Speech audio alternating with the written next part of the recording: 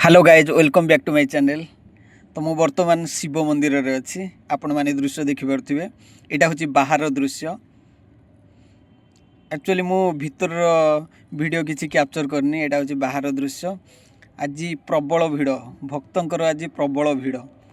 एटा दिन 2टा रु 2:30 हबो तथापि देखंतु केते लोक बाहर सामने सब मिल जाउची देखि पारुथिबे। दीप कदली नड़िया सब किछि बाहर मिल जिवो।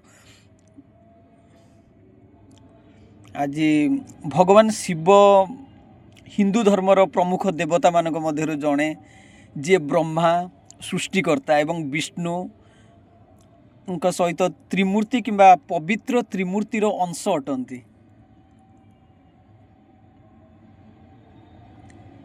आउ यही शिवरात्रि रे लोक उपास रुहंती। बहुत भक्त उपास रे रुहंती। यही शिवरात्रि रे उपवास रहिबार मुख्य कारण होची शरीर एवं मन को पवित्र करिबा एवं भगवान शिवंक प्रति भक्ति रे संपूर्ण ध्यान दबा। यह समर्पित हेबार एक आध्यात्मिक शक्ति प्रति निजको अधिक ग्रहणशील करिबार एक उपाय। आउ यही शिवरात्रि को शिवंक पई सबुठारु शुभ रात्रि बोली विवेचना करा जाए।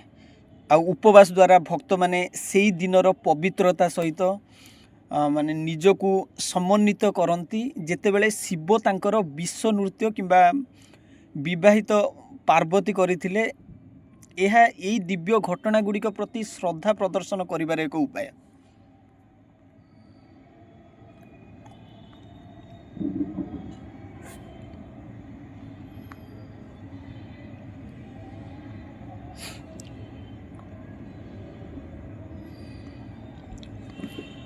सामना रे देखि पारुथिबे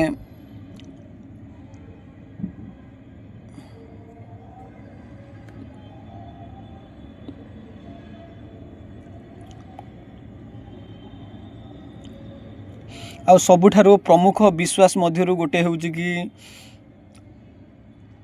एही राति रे भगवान शिव तांडव प्रदर्शन करथिले जहा तांकर सृष्टि संरक्षण एवं विनाश रो ब्रह्मांडित नृत्य। आ भक्त माने एई दिव्य घटना को सम्मान करिवा पई एवं शिवंकर ब्रह्मांडीय शक्तिर निकटतर अनुभव करिवा पई उपवास करंती एवं सारा राति जागृत रुहंती, पूजा करंती, जप करंती। आउ एक लोकप्रिय किंबदंती रे मध्य कुआ जाय जे महाशिवरात्रि भगवान शिव एवं देवी पार्वतींकर पवित्र विवाह को चिन्हट करे।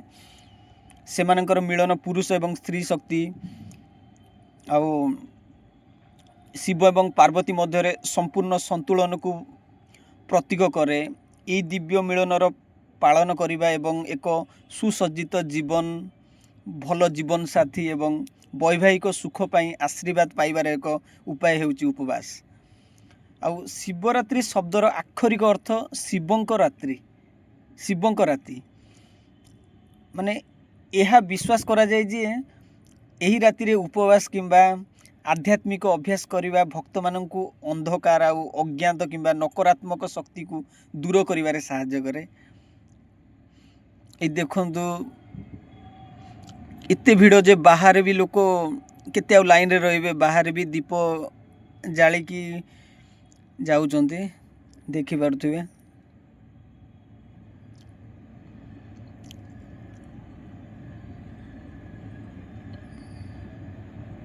भक्त माने घंटा घंटा धरी लाइन रे छिड़ा होउचंती।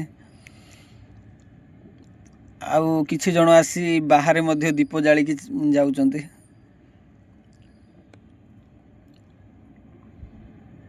आउ अनेक भक्त विश्वास करती जे महाशिवरात्रि को अत्यंत निष्ठा भक्ति एवं कोठर उपवास सहित पालन करिबा सेमानंकु मोक्ष कर दिए।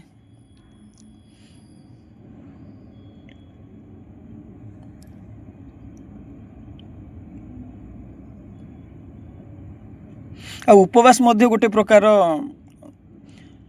श्रृंखला आ आत्मनियंत्रण ଏହା ଶରୀର ଏବଂ ମନକୁ ଶୁଦ୍ଧ କରିବାରେ ସାହାଯ୍ୟ କରେ। ଆଧ୍ୟାତ୍ମିକ ଶକ୍ତି ଏବଂ ଧ୍ୟାନ ପ୍ରତି ଅଧିକ ଗ୍ରହଣଶୀଳ କରିଥାଏ। ଏହା ମନକୁ ଇଚ୍ଛାକୁ ଦୂର କରିବା ଏବଂ ଦିବ୍ୟ ଉପରେ ମଧ୍ୟ ଧ୍ୟାନ ଦେବା ପାଇଁ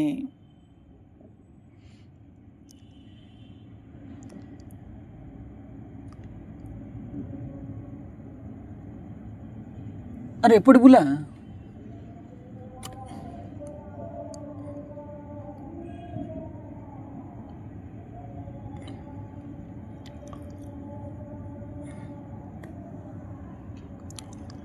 ଦେଖିପାରୁଥିବେ କେତେ ଭିଡ଼।